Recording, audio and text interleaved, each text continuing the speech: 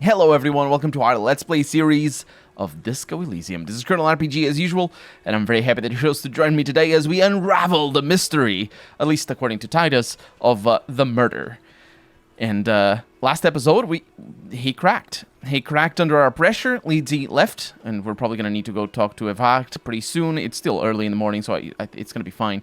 We're also going to probably want to talk to Klaji pretty soon. No, we're going to find out. But Leedsy left, and he's telling us about Sylvie and Klaji, who acted together to cover up the murder of the hanged men. I mean, the covering up of the murder is the hanging of the men, but still, Titus said that Klaji didn't kill him. And could Sylvie have killed him? That's all he knows. That's all she's told him. Sylvie is apparently in some dipshit with the police, and she cannot be tracked at all. And he doesn't know anymore, apparently, according to our drama. And why would you help someone like that? By taking on a murder? Why would I? He shrugs. I guess we abide all sorts of runaways and losers here. It's a Martinez thing. So who killed the merc then? Any leads? Not yet. Just some ideas. She says the shot came from outside, behind the window somewhere. So that's a clue. What are you thinking? I'm thinking someone's past caught up with them. Either hers or his. And the game has done enough setup that we may think that Klaji actually has a past that she's running away from. But he definitely did have some. Hers, you mean? I mean the people after Klausya. Maybe the shot missed. Maybe it was meant for her. I like that. The young guy nods. Been thinking the same thing myself. And you had ideas about his past too? My dude. One of those mercenary buddies of his could have done it. They got guns, training, years of bad blood, probably. Or it could have been someone else from Crenell. He pauses to think. Tell you what I'd do. Check out the coast for vantage points. Maybe consult with a ballistics buddy of mine. That's what I'd do if I wasn't too busy doing this clown dance with you. Whose idea was it to hang him anyways? Hers? In a manner of speaking. What do you mean? We had help from another girl. It was her idea to hang him, and I liked it for political reasons. It sent a good message. The political reasons here might be that he was a strike breaker. It's her, isn't it? The drug trafficker. The missing 8th Hardy. The big guy steps toward you. Fella, you think too much. He's off all right. You're gonna hurt your head. A little too far there, but you're definitely right. I know, suggestion. I know. That woman is just affiliated with the Hardy Boys. You don't know her, anyway. You know, it's okay for there to be a Hardy girl, Titus. His face sets like concrete. He shakes his head solemnly. We're Hardy Boys, and that's it. Sure, but can you tell me anything about this affiliate? Name, current location? Nope, He says. you're not getting to her. It's Klausya you want to talk to. Yeah, and if she cannot be tracked by the police at all, his reaction is very much expected. Especially because he went out of his way to incriminate himself in a murder for her. Yeah. Thank you for this, Titus. I'll go talk to her for the last time. You do that. He grabs his beer and swirls it in his hand, and then thinks of something. Hey, cop. Before you go, Suddenly, the wind picks up outside. You hear it rattling the large windows in their frames. It carries newspapers, circles the whirling in rags in a warm column.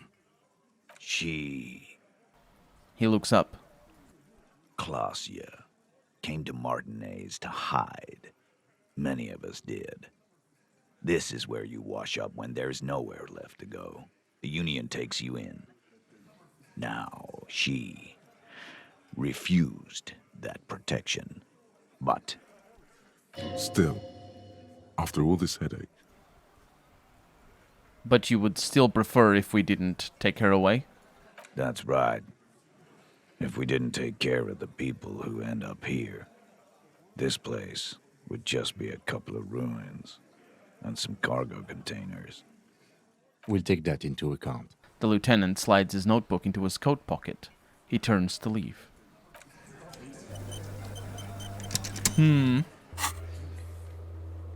Now I need to confront Klaji with the Hardy Boys' story. There's nothing here about Revart, though. Ooh, I should go to the dice maker. Hardy, It's you again. What is it? I just wanted to see if you have any dialogue, because, you know, sometimes go back to the main dialogue, but nope, I'm going to take off.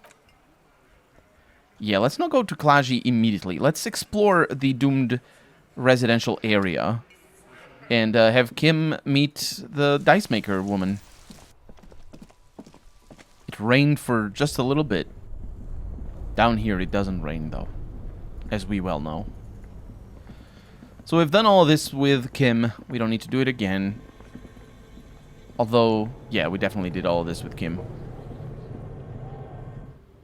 But up here, it's quite a different story.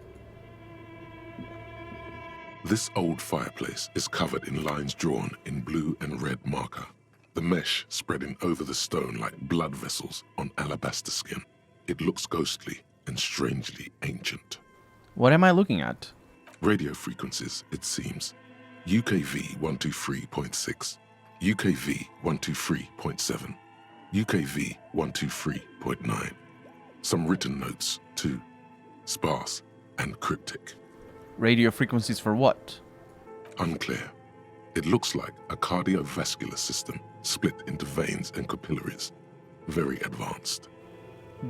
Of course, I'm gonna narrow my eyes. The anatomy of the curse. Perhaps. The web is comprised of radio stations, all lead back to one red heart, titled the Game Master Frequency. A note says, this one can listen in on any station it wants. Looks like a surveillance program. They must have had massive airwidth. These things don't come cheap. Wait, who's the game master? Someone very important. The leader of a massive on-air game built by these people. If it's a game, then who's playing? Whoever decides to call in to a call-in station, it looks like. A list of names under the stations suggests people across 6 Isolas would be playing. Muindi, Insulinda, Kotla, Grad, Samara, and even Ilmara. There's no way a little basement studio working here could pull anything like this off. My God. The lieutenant leans closer, his finger tracking the maddening rhizome. It's as if the less money they had, the more ambitious their project became. Oh yeah, game development. The cost of bandwidth alone must have been huge. Exactly. He nods at the calendar on the chalkboard, wiping his marker-stained fingers clean against his jacket. This schedule, I know doom when I see it. The company was running out of funding. This calendar, yeah, this is what the dice maker woman could have talked about and will talk about, because we're gonna ask her about all this. What else? And I'm gonna squint at the lines. Nothing. It's just lines on marble.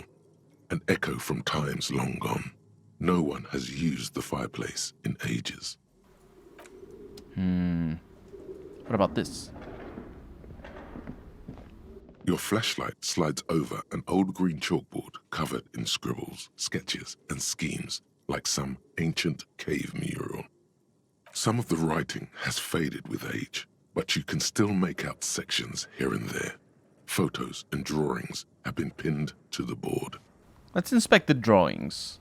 These lithe, pointy-eared creatures appear to be different types of Welkins. You make out autumnal candle Welkins casting wax-based magic. Translucent Welkins with organs shining under their skin. And even ether Welkins hailing from the vast emptiness of sidereal space. You should adopt one of those Welkins as your persona. No longer a mere man, but a Welkin. One of the Welkins, towering among the rest, appears to be different, however. Let's examine the Welkin. This is important. It's Vara Hamira, a high Welkin, his face white and scarred like cracked marble. This is clearly a Welkin supremacist. The note says, all non-Welkin races will be purged. The Haldor, the Twarg, the humans, and even headless men, all of them, purged. Imagine a world filled only with Welkin, Green Welkin, Dread Welkin, and the High Welkin to rule them all. The lieutenant can't help but comment. An inordinate amount of time has gone into drawing these little Welkin creatures. One of them is a Welkin supremacist. Political commentary. That one has a great beard, too. The lieutenant nods at the Welkin's facial hair. Is it actually political commentary? Because you can use the imagery of political subjects without actually commentating on them. Usually what ends up happening is that you use the imagery of whatever is the most accepted or the coolest political faction, I suppose, and you use that in the coolest way, specifically because obviously if you're doing a commercial project or product, you're trying to appeal to as many people as possible. So you're gonna, if you're not intent on doing political commentary, you're just gonna go by the rule of cool or the rule of whatever sells the most, and that's why maybe it isn't political commentary.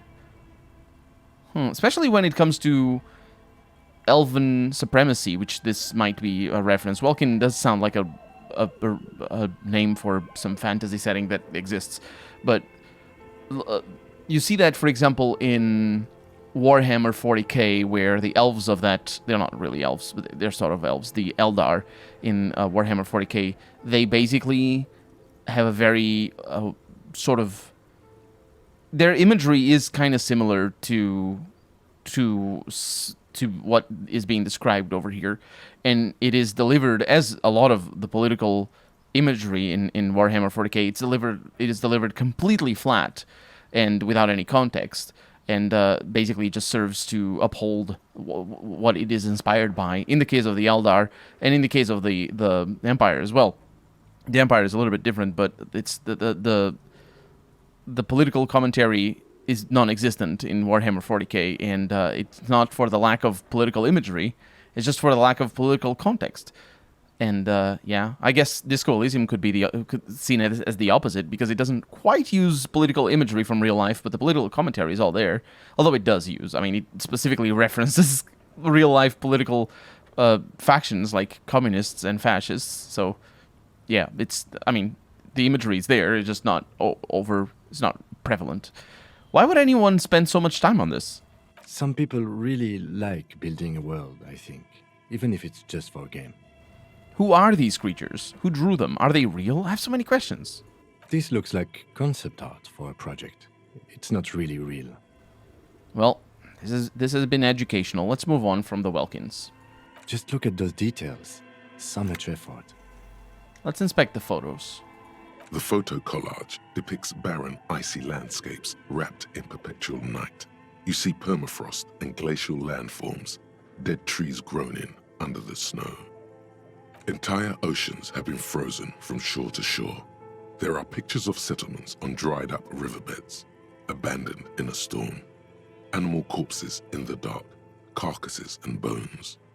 You see primitive oil rigs built into glaciers, boreal dvorg, yurts under the snow, great mammoth-like beasts of burden. Albeit dark and cold, this vision also feels cozy in its own way, like eggnog or morphine, a much-needed respite from our own world. A pinned postcard reads, "The heat death scenario, a desperate fight for geothermal energy engulfs the world as Wirral becomes untethered from its sun, drifting through the universe." I'm pretty sure the heat death of the universe isn't actually that things get cold. Because, you know, it being 30 degrees outside or it being 100 degrees outside is actually not that big of a difference in celestial terms. But for us, it means us being... I mean, it depends on what degrees we're talking about. But still, it's a very big difference. When I say degrees, I mean Fahrenheit or Celsius. But 30 degrees is bearable. 100 degrees kills you forever. Just you're dead forever. I mean, 50 degrees kills you. I mean, 38 degrees kills you. But it depends on humidity and other things. The heat death is actually a very, very long-term scenario for the universe. It isn't about people, oh, it's all so frozen and it's 20 degrees negative. Because 20 degrees negative is actually really, really hot. It's very, very far away from the how hot anything will be in near absolute zero, which is where the heat death of the universe is going to be. So basically, the principle is that when you're burning something, you're really just, even though you're releasing energy, that energy goes somewhere, and so it's all reutilized, and energy just moves around in the universe. And that's very much true when it comes to our own lives and our own time frames, but it isn't true for the universe. Over millennia and millennia, energy decays, and that's the fourth. It's the fourth energy. What is the? So there's 4 fundamental forces of physics. There's electromagnetism, which is electricity and magnets and a bunch of other things. There's gravity, which is slightly not really well understood, but it still exists. There's the strong interaction of nucleuses or atoms. There's the strong nuclear force, I think it is, which is the force that binds atoms together, and which makes atom splitting release a lot of energy, and because that's the force. And there's the weak nuclear force, which is the nuclear decay, which is the force that makes energy disappear. And I believe that's the one that creates the heat death of the universe. Because it exists, energy doesn't get 100% just transformed and reutilized. It actually it disappears. And so way before the heat death of the universe, the whole universe is just going to be hydrogen atoms not connected at all, and they're just going to be spread all over. But then over many, many ages of the universe after that, there's going to be the decay of those atoms, and they're going to disappear. And when that happens, there's no energy, and that's what the heat death of the universe means.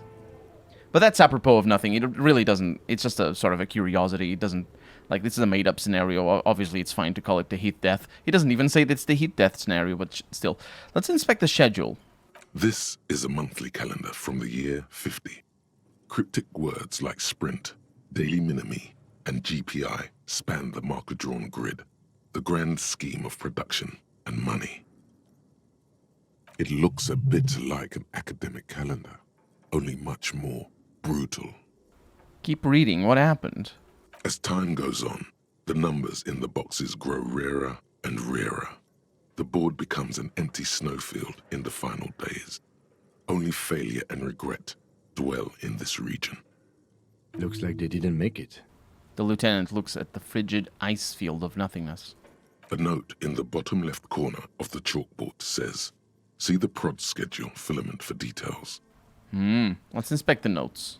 The handwriting is only partly legible, but you can still make out 3 slogans: call in, tune out, Wirral untethered, and heat death of the universe. Aw, dang it, I was saying that it didn't say the heat death of the universe. The full text reads, "Heat death of the universe is the new black." Another note says, "The biggest advancement in role-playing systems since the 30s. Outside, a cold wind wraps the building in its bosom. Snowflakes in the wind. An old woman passes what the locals call the doomed commercial area. She tries hard not to look at the bookstore windows. It's unwise." Yeah, I still need to talk to her about her husband that we found right next door. What is this thing? This appears to be some kind of machine with a cube-shaped heart and a wired framework. The keyboard has a rectangular on-off button. A piece of paper still hangs from the printer. A radio computer. Says the lieutenant, watching you circle around the machine. Just sitting here without anyone inside. He sounds surprised and a bit cautious. What he means is that these things cost money. Why would anyone just leave it behind? This is the Ream Civic radio computer, model RC5120, equipped with a Feld mainframe and a Ream-compatible printer. Do you think I should turn it on? We have one of these down at the station, but I never really learned how to use it. Let's turn the machine on.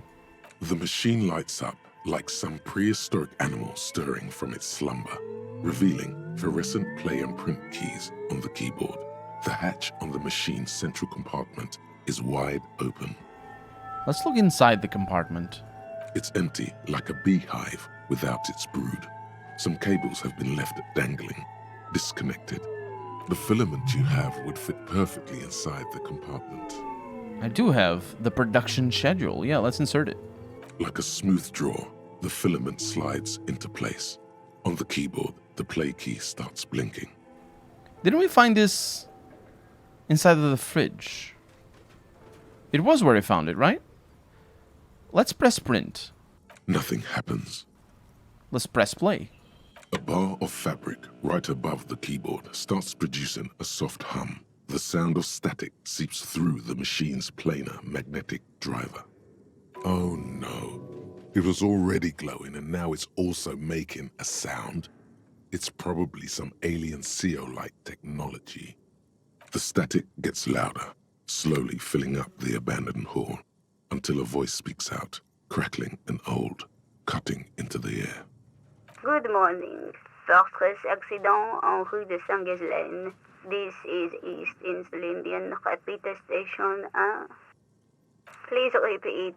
Is this the production schedule? What's the production schedule? The filament you have inserted into the reader. You mean that glowing thing I put inside? Yes. Is that the production schedule? Yes. Good. Please repeat the password. Password. Of course it would have a password.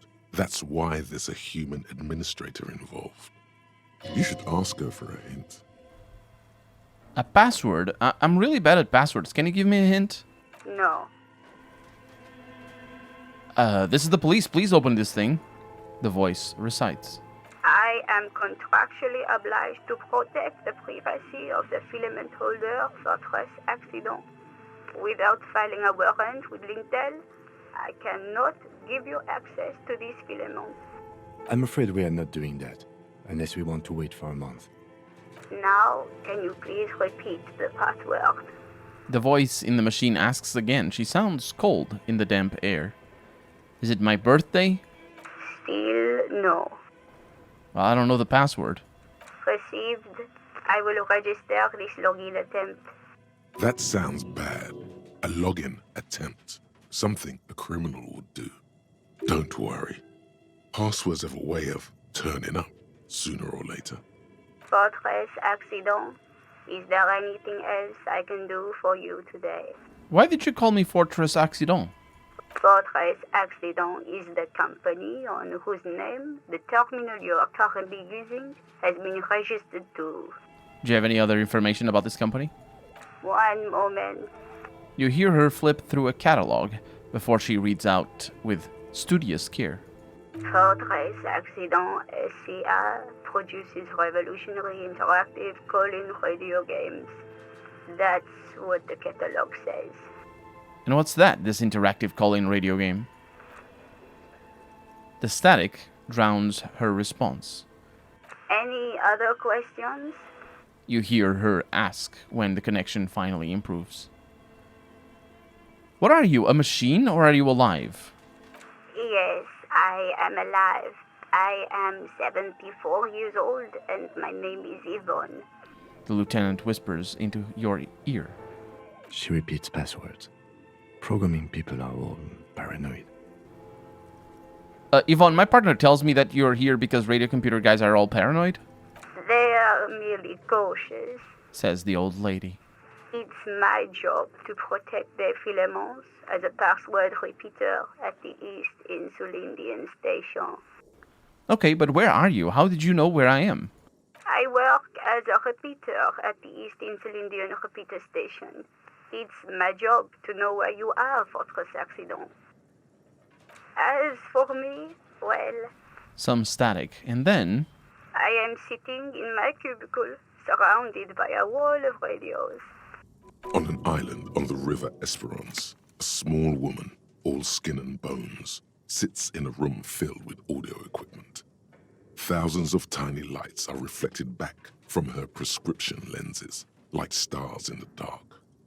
Now, please tell me if there's anything else I can do, Fortress Accident. That's all for now, and I'm gonna press the off/silent.